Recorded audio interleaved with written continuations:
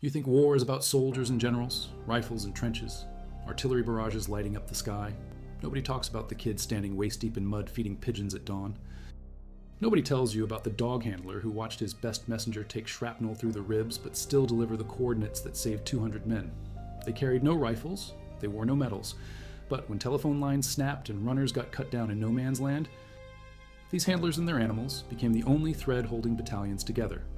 This is what life was really like for pigeon handlers and messenger dogs during World War I. The 19-year-olds managing birds and converted double-decker buses.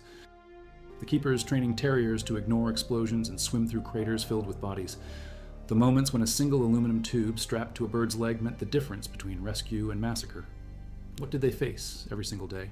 What killed them? And why does almost nobody remember their names? If you value documented military animal history like this, subscribe. It's the best way to support our work. Also comment from which city you're hearing this from. Also, this script is researched and factual, using sources from Frank A. Blazich Jr.'s article in Army History, issue 117, published fall 2020 by the U.S. Army Center of Military History, and historian Chris Pearson's work in History and Theory, volume 52, published December 2013. Not generic overviews, but deep archival analysis, tracking individual handler records and casualty reports from battalion war diaries. Now back to the information. October 1917, USS Agamemnon crosses the Atlantic. In the hold, 800 pigeons packed in crates. Above them, 6 non-commissioned officers and 2 men who had been breeding pigeons since they were boys. David C. Buskell and John Elder Carney. Neither had military training. Both knew more about homing instinct than any officer in the U.S. Army Signal Corps. They were pigeoneers. When the ship docked in France, the American military had 0 operational pigeon units. By November 1918, breeding pairs produced more than 4,000 young birds. The birds began training at 5 weeks old. At 10 weeks, many headed to the trenches, carrying messages over distances of about 10 miles. Each pigeon had 1 primary flight feather on the right wing stamped with U.S. and the number of its assigned loft. The operation included backpacks capable of carrying 4 birds, message tubes, pencils, and a gas-proof cover. Between August 29 and September 11, 1918, one mobile loft received 78 important messages from the front. But during initial field operations, many pigeons died from poor handling by troops who were unclear on how to treat them or simply careless. That fall, hundreds of pigeons served during the Battle of Saint-Mihiel and the Meuse-Argonne offensive. The handlers learned fast. Feed them wrong, you kill them, release them at night, you lose them, forget to exercise them twice daily in fine weather. They slow down entering the loft when returning with a message. The British started earlier. September 1914. 50 pigeons handed over by French authorities, intelligence purposes only. From that small beginning grew a branch of the Signal Service that by 1918 numbered 20,000 birds with a personnel of 380 experts. Men aged 19 to 45 with no military experience required but a background in pigeon fancying. Newspapers published details. They needed handlers who understood breeding cycles and flight patterns and the temperament differences between a blue-check cock and a racing homer hen. These men joined battalions, not as soldiers, but as specialists. Their skill set: keep birds alive under artillery fire, move mobile lofts forward without losing homing orientation, release pigeons during optimal windows, and read the signs when a bird came back injured or gassed. Lieutenant Colonel Alfred Henry Osmond founded Racing Pigeon magazine. He used his contacts to persuade breeders to donate birds and join the service. He recruited 100,000 pigeons for Britain's war effort. The French built mobile lofts from horse-drawn carriages and double-decker buses, installed in lofts 5 weeks after hatching. Young pigeons were handled daily to become comfortable with humans. Handlers released them a few hundred feet from their lofts and gradually increased distances to upward of 4 miles. Advanced training meant shifting mobile lofts from location to location. After 10 weeks, pigeons were ready for short flights from trenches to lofts placed a few miles behind the front lines. The handler's day started before dawn. Feed them once per day, half an hour before sunset. Never feed them for at least 24 hours after leaving the loft. This kept them hungry. Hunger was motivation, but jealousy and sex worked even better. When a male pigeon saw his mate with another male introduced into the loft shortly before he left on a flight, his return was guaranteed faster. Housing at the front consisted of quarter-ton mobile combat lofts moved quickly by jeep. Between 60 and 75 birds could be housed in a mobile loft at any one time. Former London double-decker buses converted into rolling aviaries. Inside, perches and nesting boxes and water troughs. Outside, incoming fire and gas clouds and the constant risk of a direct hit turning 60 birds into shredded feathers and blood. Pigeons could not be used after dark. They could not fly in heavy mist or fog. The French Army pioneered work on night flying in the latter part of 1918. The British Second Army experimented with a pigeon loft kept dark, but with gentle red light illumination and a lit landing stage. Trials proved successful, but the method had not come into operational use by the time of the armistice. Pigeons were also susceptible to gas. Casualties ran fairly high. Around 10% of the birds employed during the Battle of Messines in 1917 fell foul of the enemy. That's 1 in 10.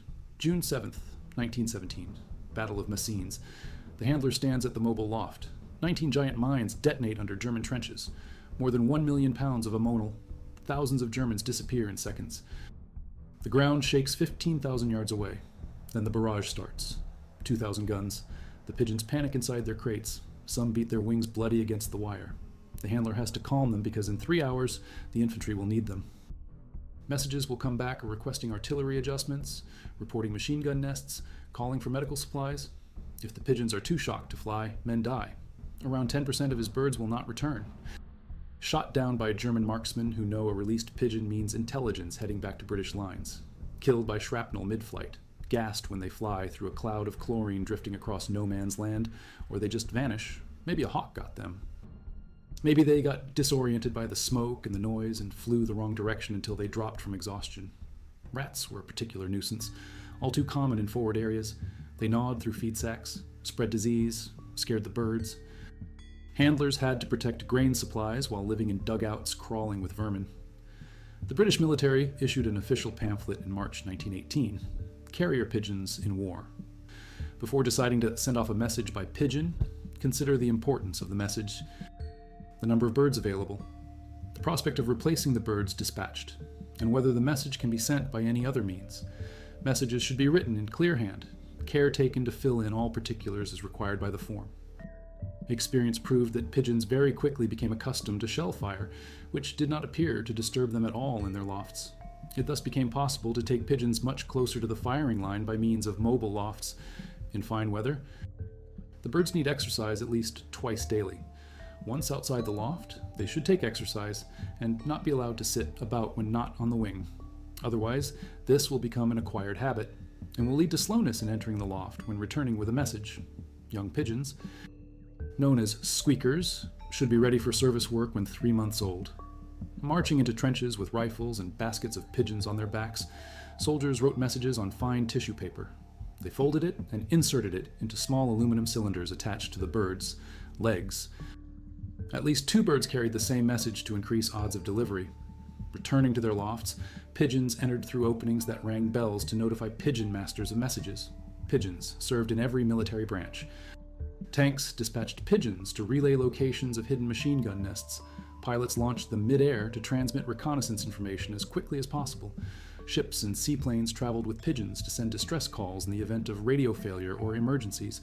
In Britain alone, more than 700 pigeons relayed messages from sinking ships and planes downed at sea that facilitated their rescues.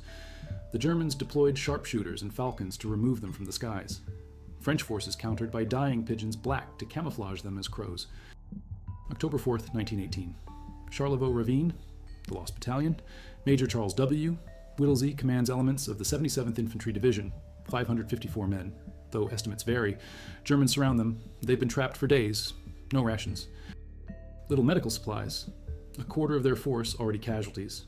Around 9 a.m., Whittlesey sent 2 pigeons requesting artillery support. One contained incorrect coordinates. His runners were completely cut off.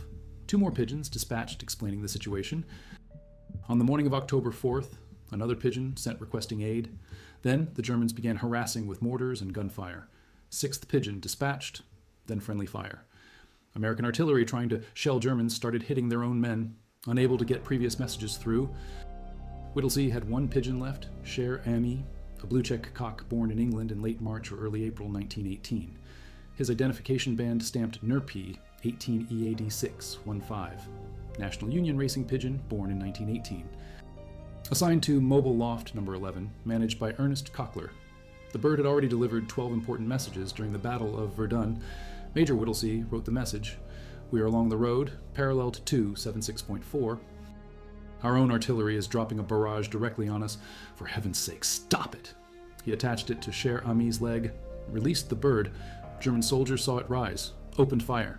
Cher Ami took a shot through the breast, another through the leg, which hung by a ligament. The bird was blinded in the left eye, but he flew 25 miles through smoke and incoming artillery, made it back to the loft. The handler removed the aluminum capsule from the shattered leg, read the message. The artillery stopped. 194 men from the lost battalion survived. Cher Ami was awarded the French Croix de Guerre with Palm. He died at Fort Monmouth, New Jersey, on June 13, 1919, from his battle wounds. His taxidermied remains were sent to the Smithsonian Institution. He's been on display since 1921, now at the National Museum of American History in the exhibit The Price of Freedom, Americans at War. Not all handlers were men. Women worked in the breeding lofts back home, managed the logistics of feed supplies and equipment, trained the birds in controlled environments before they shipped overseas. But at the front, it was the Pigeoneers, young men, often teenagers, who carried crates of birds through bombardments, who watched half their flock die from gas, who released a pigeon, knowing it might be the last message that battalion sends. One Pigeoneer kept records. Between November 1917 and October 1918, UIS, Navy pigeons flew 10,995 flights, 2,500 birds in the US. Navy flock in the States, 900 in Europe. On November 22nd, 1917, Ensign Kenneth R. Smith and his crew departed Naval Station Le Croisic in foggy weather and crashed. They released the pigeons on board. The birds flew back to base. A search crew was dispatched. Smith and his crew survived. But here's what the reports don't say. The handler who loaded those pigeons onto that seaplane, did he watch it take off? Did he sit at the loft waiting for the bell to ring? When it did, when the bird came through that opening? Did he think about the men he just saved or the next flight that might not come back? The French called their handlers Pigeoneers. They had over 72 mobile pigeon lofts advancing with troops during the First Battle of the Marne in 1914, the UIS. Army Signal Corps used 600 pigeons in France alone. As many as 500,000 homing pigeons accompanied soldiers, sailors, and pilots into battle across all combatant nations. 95% success rate in delivering messages, faster than a runner. Lower profile than a signaler hauling coils of wire. No interception risk if captured because there was no evidence of origin or destination. Average speed around 90 kilometers per hour over moderate distances. Some flew at 60 miles per hour. One RAF pigeon flew 82 miles in 22 minutes to deliver a message that helped rescue 2 wrecked seaplane pilots, but handlers died too. Not from enemy fire, usually, from exhaustion, from disease, from accidents moving mobile lofts through cratered roads at night, from gas clouds that drifted into loft positions. Some went insane from the stress, watching birds launch into artillery fire day after day, retrieving them with wings blown off, legs missing, eyes shot out, still clinging to life because their homing instinct wouldn't let them quit. One handler wrote about a pigeon that returned with a message after being gassed and wounded and left for dead. Irish terrier named Paddy. Wrong animal. That was a dog, but the principle held. These creatures kept going when logic said, stop. Now the dogs. November 1916. Edwin Houghtonville Richardson, former British Army officer. He'd been advocating for a military dog program since 1910. The British Army refused. He trained several dogs as ambulance dogs and offered them to the military. They said no, so he gave them to the British Red Cross. Finally, Britain created a British war dog school with Richardson as commander. The school eventually trained more than 200 dogs. Richardson and his wife opened a dog school at Shoeburyness. 5-week training courses, men and dogs, then straight to war zones. Germany had around 6,000 trained dogs by the start of World War I, many of which were ambulance dogs. The German army called them Sanitätshunde, medical dogs. Germany used an estimated 30,000 dogs during the war, mainly as messengers and ambulance dogs. Of those, 7,000 were killed. Upwards of 50,000 dogs were used by all combatants. France, Belgium, Britain, Germany, Italy, Russia. The messenger dog was the most elite canine servant along every front. Armies that used them significantly limited human casualties. The typical messenger dog was taught to return to his handler, whom Richardson called a keeper. Training was based on the dog's homing instinct. 2 kinds of messenger dogs. The first type ran back to the handler stationed at a rear base. A keeper would take 3 dogs to battalion headquarters. A soldier would take 1 dog to the front lines. When they needed to send a message, it was put in a tin cylinder attached to the dog's collar. Dog released, Message delivered. The liaison dog reported back and forth between handlers, sometimes bringing an answer back to the soldier at the front. Liaison dogs took about twice as long to train because they had to recognize two handlers and be receptive to direction from either to return to the other. These dogs traveled back and forth regularly between the front and battalion headquarters. They had to travel silently and take advantage of natural cover. They made round trips over dangerous ground. The most desired quality was loyalty, since they had to be motivated by the desire to work with two handlers. Richardson found that selection of the handler was even more important than the dog. Prior experience was not necessarily useful because training messenger dogs was so different from every other kind of dog work that practically anything a man had learned before about dogs had to be forgotten before he was qualified to be trained himself and to train others. Richardson considered patience an essential quality. He dismissed any trainer or handler incapable of working gently with the dogs. Coercion is of no avail, for of what use would this be when the dog is 2 or 3 miles away from its keeper? The whole training was based on appeal. The dog was gently taught to associate everything pleasant with its working hours. Under no circumstances whatever must it be roughly handled or roughly spoken to. If it made a mistake or was slack in its work when being trained, it was never chastised, but merely shown how to do it over again. If a handler showed roughness or lack of sympathy with the dogs, he was instantly dismissed. Initial experiments. Richardson taught 2 Airedales, Wolf and Prince, to carry messages homeward for 2 miles, sent to the Royal Field Artillery. 56th Brigade. The commanding officer sent an exuberant report.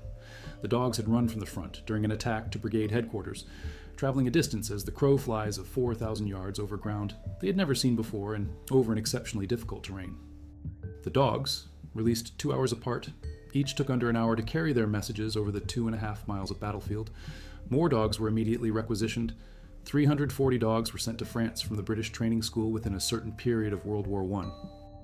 74 collies, 70 lurchers, 66 Airedales, 36 sheepdogs, 33 retrievers, and the rest made up of 13 different breeds.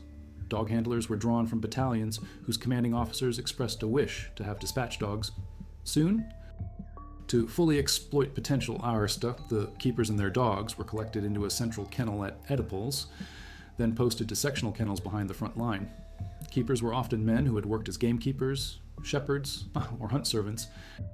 Though Richardson pointed out the most important qualities were to be of honest, conscientious character, with sympathetic understanding for animals, using initiative to a great extent in handling dogs.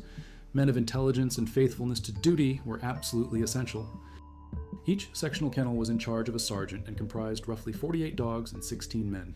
When the dogs' services were required, men were detailed from infantry battalions to take them up the front line, while the keeper remained at brigade headquarters.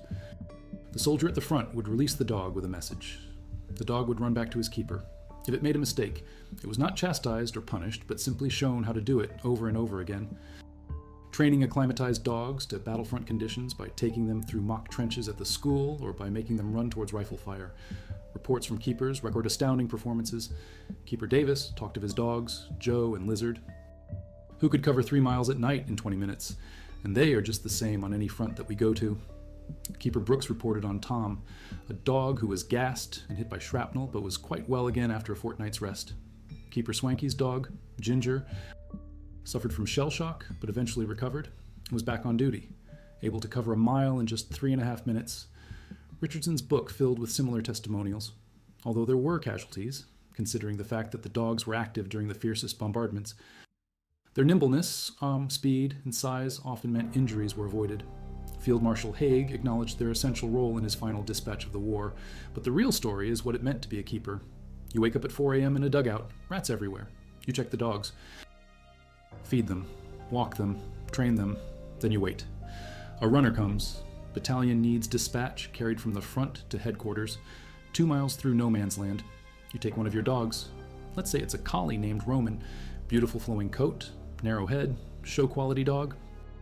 You hand him to the soldier going to the front. You stay at headquarters. You wait. Minutes pass. You know Roman should be running now. Crossing craters, swimming through flooded shell holes, crawling under barbed wire, dodging machine gun fire. German soldiers will shoot him if they see him. He's a small target, low profile, fast, but one bullet is all it takes. You hear artillery. You wonder if that's near Roman's route. You wait. The other keepers are waiting too, some of them pacing, some sitting silent. One of them is cleaning equipment to keep his hands busy, and then you hear it. Paws on duckboards, Roman comes through, cylinder attached to his collar, muddy, panting, but alive. You remove the message, send it forward, feed Roman, check him for injuries, then you wait for the next call. Sometimes they didn't come back. A keeper watches his dog run into the smoke and never return. No body, no confirmation. Just gone. Maybe the dog got disoriented. Maybe he took shrapnel. Maybe a German soldier captured him and kept him. The keeper has 2 more dogs. Tomorrow he'll send another. That's the job. Mercy dogs performed one of the most dangerous tasks, also called casualty dogs, ambulance dogs, Red Cross dogs, first used by German forces in the 19th century to locate wounded soldiers on the battlefield and comfort the dying. By 1908, Italy, Austria, France, and Germany had programs training mercy dogs. By the beginning of World War I, Germany had around 6,000 trained dogs, many of which were ambulance dogs. As many as 10,000 dogs served as mercy dogs in World War I and were credited with saving thousands of lives, including at least 2,000 in France and 4,000 wounded German soldiers. Several dogs drew specific attention. Captain found 30 soldiers in one day. Prusco found 100 men in just one battle. French dogs. Prusco was known to drag soldiers into ditches as a safe harbor while he went to summon rescuers. Many French dogs were killed in the line of action, and the program was discontinued. A typical mercy dog was outfitted with a saddlebag that had water, liquor, and first aid supplies. They were trained by Red Cross societies to travel silently around no man's land, typically at night or after a battle had ended, looking for wounded soldiers and ignoring dead or wounded enemy ones.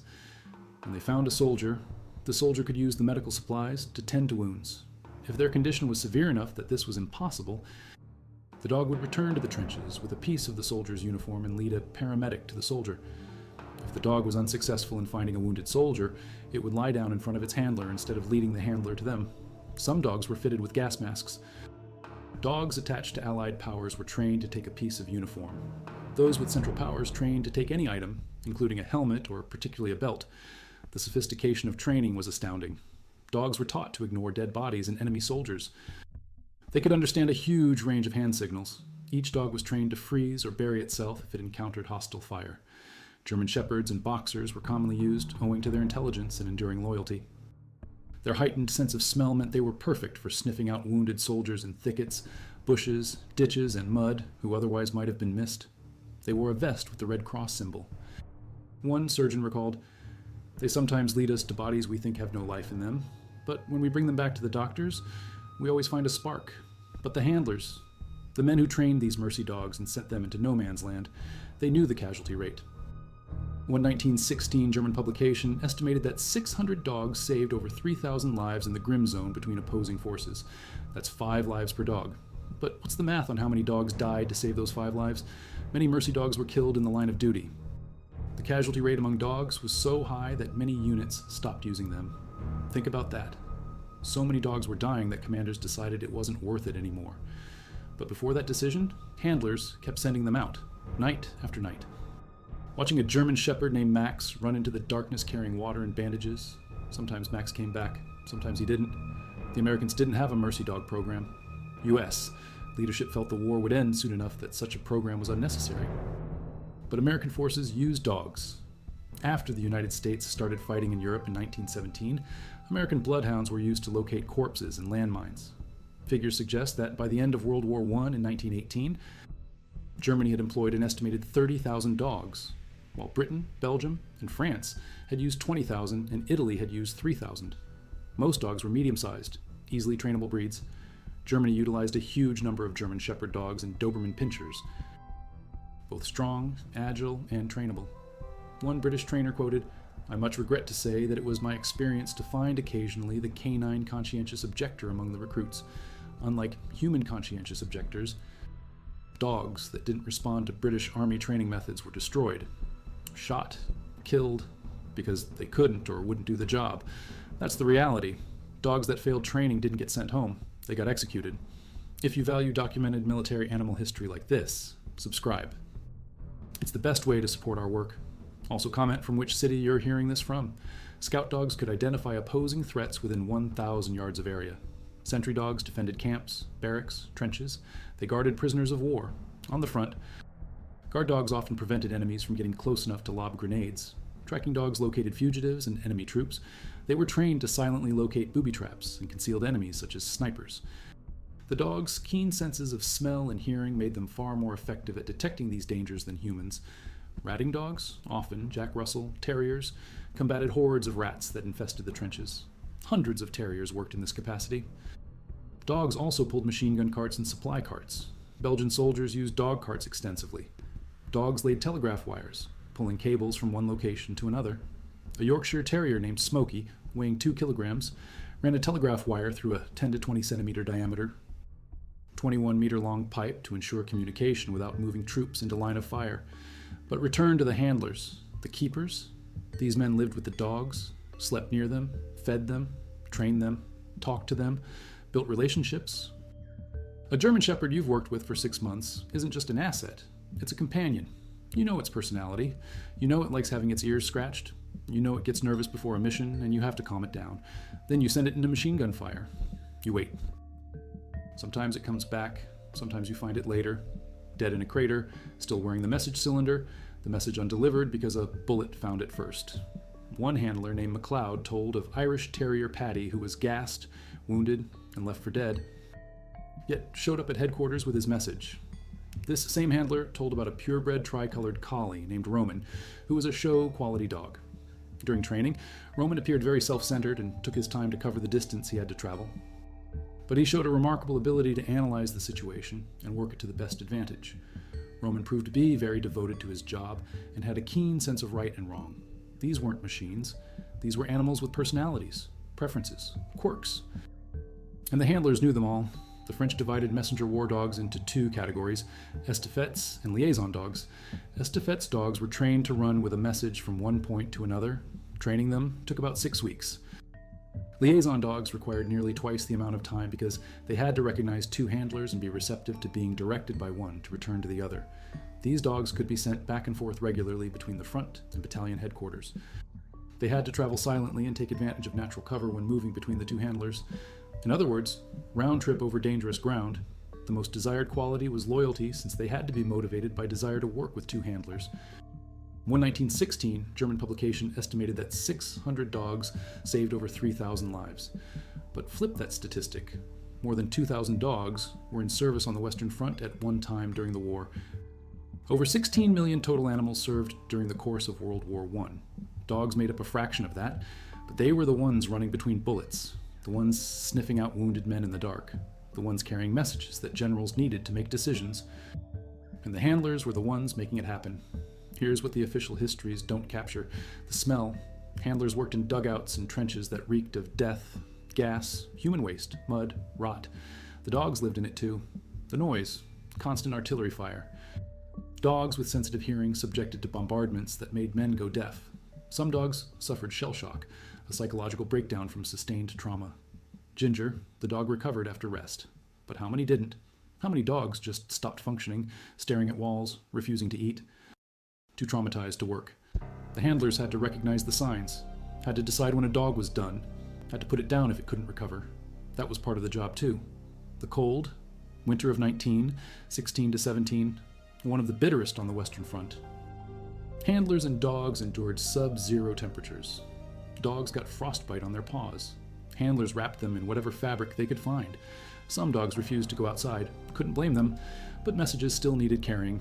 The handler had to push them, had to coax them into the cold, into the gunfire, into the gas, because if that message didn't get through, men died.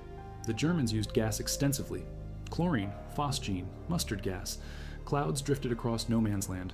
Dogs breathed it. Their lungs burned. They coughed blood. Some died immediately. Some lingered, drowning in their own fluids. Handlers tried to fit dogs with gas masks. Some masks worked, some didn't. Some dogs tore them off because they couldn't breathe properly. The handler had to choose: send the dog without a mask and risk gas exposure, or keep the dog back and risk the message not getting through. There was no good answer. One pigeon named Spike flew 52 missions without receiving a single wound. Luck. Pure luck. Most birds didn't make it that long. Most dogs didn't either. Average service life for a messenger dog in active combat was measured in months, not years. Some lasted weeks.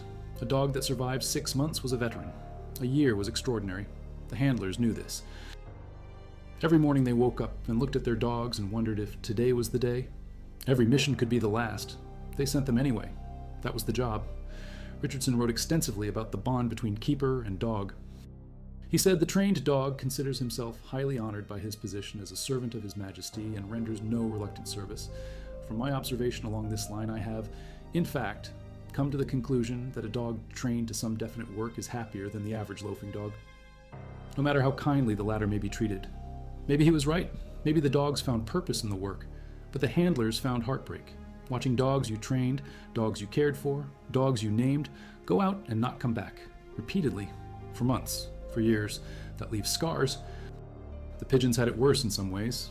A dog could dodge, could think, could hide. A pigeon flew in a straight line home, couldn't deviate much. Predictable trajectory. German marksmen learned where the lofts were, learned the flight paths, set up positions to shoot birds out of the sky. Some days, handlers released birds knowing they probably wouldn't make it. But orders were orders. The message had to go. The handler attached the cylinder, released the bird, watched it climb, watched it fly toward the enemy line, sometimes heard the crack of rifle fire, sometimes saw the bird tumble, sometimes the bird made it over the trench line and disappeared into the smoke. And the handler waited, hoping the bell would ring. Often it didn't. October 19 to 18, the Meuse-Argonne offensive. Hundreds of pigeons in service. Handlers working around the clock, messages coming in constantly. Release schedules stacked, every available bird flying. Casualty rates climbing. Some lofts lost 30% of their birds in a week. Handlers scrambling to replace them. Moving birds from reserve lofts. Breeding pairs working overtime. Young birds pushed into service before full training complete. Squeakers sent out at 2 months instead of 3 because there weren't enough adults left. Some of these young birds didn't make it back, didn't have the stamina, didn't have the experience. Got lost, got shot. The handlers knew it was a gamble. They sent them anyway. Dog handlers faced similar pressure. Infantry commanders demanding more dogs, more messengers, faster turnaround. Keepers pushing their dogs harder, running them multiple missions per day. Dogs exhausted. Paws bleeding. Ribs showing from lack of food because supply lines were stretched. The keepers shared their rations with the dogs, gave them their bread, their meat, watched the dogs eat and went hungry themselves because a dog that couldn't run was useless. A handler could be hungry and still do his job, but a starving dog couldn't cover 3 miles through barbed wire and craters. And then there were the moments of grace. A handler releases a pigeon during an artillery barrage. The pigeon flies through the chaos, makes it back, delivers the message. Artillery adjusts fire. German position destroyed. 40 men saved. The handler doesn't know those 40 men, will never meet them, but they're alive because he fed that pigeon correctly, trained it properly, released it at the right moment. That's the math.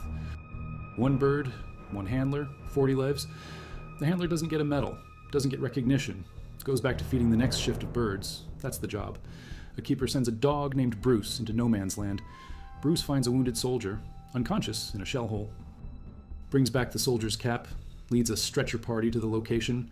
They pull the soldier out. He survives. Bruce gets a scratch behind the ears. The keeper goes back to training the next dog. That's the job. The end of the war didn't mean the end of the work. November 11, 1918. Armistice signed. Fighting stops. But handlers still had birds to care for, dogs to manage, mobile lofts to dismantle, birds to transport back home, dogs to demobilize.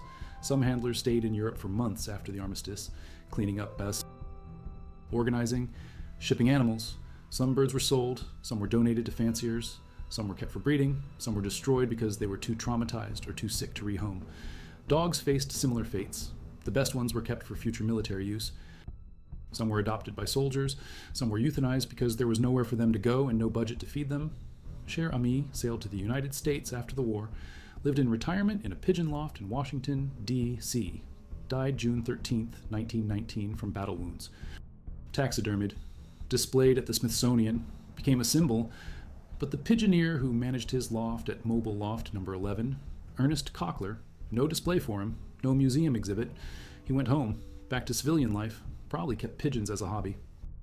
Probably thought about the birds he lost, probably remembered the day he sent Cher out during friendly fire, probably wondered if he made the right call, probably carried those memories until he died. The keepers who trained Wolf and Prince, the first successful messenger dogs. Names mostly forgotten. Richardson wrote the books, got the credit, became the expert, but the sergeants managing sectional kennels of 48 dogs and 16 men, the corporals feeding and training and releasing dogs day after day.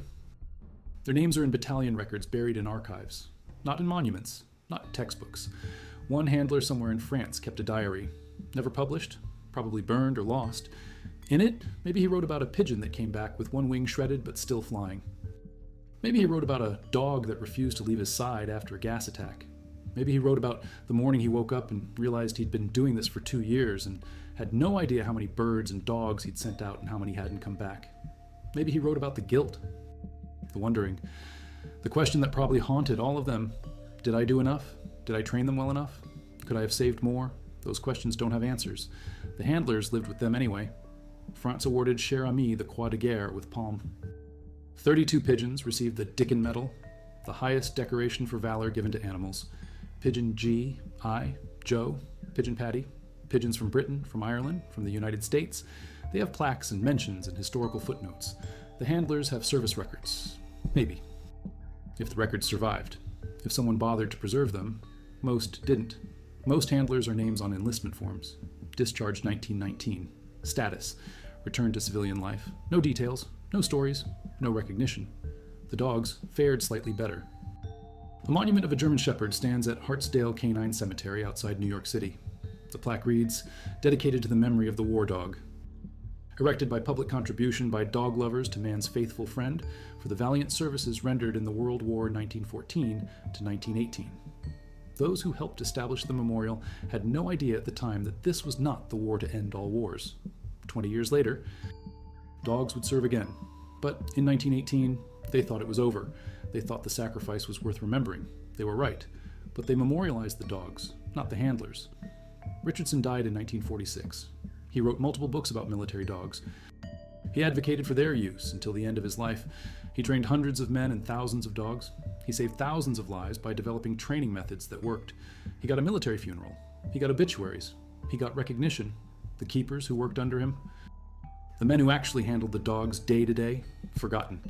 Not because they weren't important, because they were ordinary, because they were expendable, because the system didn't care about handlers. It cared about results, and the results were undeniable. Pigeons, a 95% success rate. Dogs, armies using them significantly limited human casualties. Over 16 million animals served in World War I. Of those, approximately 50,000 were dogs. Approximately 500,000 were pigeons. They carried messages that saved tens of thousands of lives. They provided communication when all other methods failed. They worked in conditions that would break machines and humans. They died by the thousands, and the handlers made it possible. Fed them, trained them, released them, retrieved them, buried them, started over the next day. That was life for pigeon handlers and messenger dogs during World War I. Not glorious, not celebrated, necessary, brutal, endless, and almost completely forgotten. But here's what they left behind. In 1957, the U.S. Army officially closed its pigeon lofts forever at Fort Monmouth. Birds that had seen action in World War II and still lived were donated to various zoos and collections for peaceful retirement. The rest of the 1,000 pigeons were sold off. On the day of the sale, March 23, 1957, Fort Monmouth received huge crowds of pigeon racing enthusiasts and veteran signal corpsmen, not just to purchase birds, but to view them and say farewell. These were the last living links to the handlers of World War I. The descendants of birds that flew at Verdun, at Messines, at the Meuse-Argonne. When they were sold and scattered, the direct line was broken, but the bloodlines survived. Racing pigeons today carry genetics from military birds. Every homing pigeon competition, every bird that finds its way home across hundreds of miles, proves the system worked. The handlers knew what they were doing, and the dogs, modern military working dogs, traced their training methods back to Richardson and his keepers. The emphasis on positive reinforcement, the bond between handler and animal, the recognition that coercion doesn't work when the dog is miles away facing enemy fire. Those principles came from World War I, from men who figured out through trial and error and heartbreak how to train an animal to run toward danger instead of away from it. They didn't have textbooks. They had instinct and observation and desperation. They built something that worked, something that lasted. Something still used today, the final count, U.S., Army Signal Corps, 600 pigeons in France. Breeding pairs produced over 4,000 young birds by November 1918. Mobile, Loft number 11, supported the 77th Infantry Division through the Argonne Forest. 8 pigeons brought with the lost battalion, 6 dispatched during the siege, 1, Cher, saved 194 men. British forces, 20,000 birds by 1918, personnel of 380 experts, 100,000 pigeons recruited for war effort. Casualty rate at Battle of Messines, 10%, and that's 2,000 birds lost in one battle. German forces, 30,000 dogs employed, 7,000 killed. France, over 2,000 dogs in service on the Western Front at one time. At least 2,000 French soldiers saved by mercy dogs. Germany, 4,000 wounded German soldiers saved by medical dogs. 600 dogs, saving over 3,000 lives in no man's land alone. Total animals served in World War I, over 16 million. Total handlers, unknown. No comprehensive record exists. Scattered mentions in battalion diaries, names and enlistment logs, photographs without identification, stories told by veterans and then lost when the veterans died. But somewhere in France, in a cemetery that probably doesn't mention his role, lies a 19-year-old pigeoneer who died of Spanish flu in December 1918, 2 weeks after Armistice. He survived gas attacks and artillery barrages, and 4 months managing mobile lofts at the front. Then influenza killed him.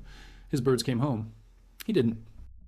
That's the detail that never makes the history books. The handler who did everything right and died anyway, from disease, not combat. In a war that was already over, his name isn't on a monument, his story isn't taught in schools, but he existed. He fed pigeons twice daily, exercised them in fine weather, released them under fire, rang the bell when they came back, did his job, saved lives, then died alone in a hospital bed from a virus that didn't care about his service. That's what life was really like for pigeon handlers and messenger dogs during World War I. Not the heroic stories, the grinding reality, the daily tasks, the small victories, the constant losses, the absolute necessity of the work, the complete lack of recognition for doing it. The handlers who went home in 1919 didn't talk about it much. What was there to say? I fed pigeons while men died. I sent dogs into machine gun fire. They'd done their bit. They'd kept the birds alive. They'd trained the dogs well. They'd done what the war required. They'd survived. That was enough. Or it had to be. Because the alternative was drowning in the memory of every bird that didn't come back, every dog that took a bullet, every message that arrived too late. So they went home, got civilian jobs, maybe kept pigeons in a backyard loft, maybe adopted a dog, probably had nightmares, definitely had scars, and slowly, over decades, they died. The last World War I veteran died in 2012. Florence Green, British Women's Royal Air Force. She served as a mess steward. She was 110 years old. With her died the living memory of the war. Now it's just records, photographs, letters, objects in museums, and stories like this, attempts to reconstruct what it was like, to honor the work, to remember the forgotten. In the National Archives, there's a collection of messages delivered by carrier pigeons, short notes on thin paper, coordinates, casualty counts, supply requests, enemy positions. Each one flew miles under fire. Each one was removed from an aluminum cylinder by a handler whose name we'll never know. Each one maybe saved lives, maybe didn't, maybe arrived too late, maybe arrived just in time. The messages are preserved, the handlers aren't.